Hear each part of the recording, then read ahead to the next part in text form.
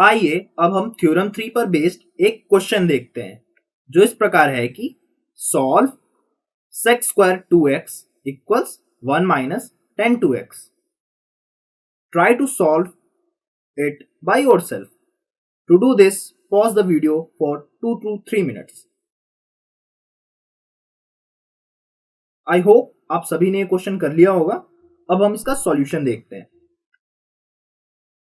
दिया गया है कि sec square 2x equals 1 minus tan 2x. This implies 1 plus tan square 2x equals 1 minus tan 2x.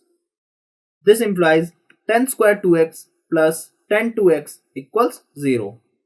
This implies tan 2x into tan 2x plus 1 equals 0.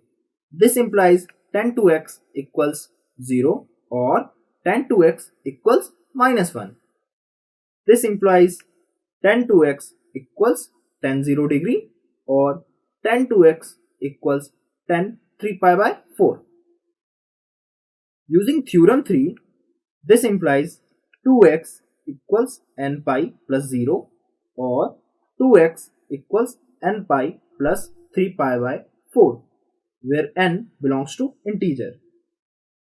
This implies x is equal to n pi by 2 or x is equal to n pi by 2 plus 3 pi by 8, where n belongs to integer. इस topic से जुड़े reference question यहाँ दिए गए हुए हैं जिसे आप सॉल्व करेंगे और इससे जुड़ी समरी भी यहाँ लिखी हुई है जिसे आप ध्यान से पढ़ेंगे।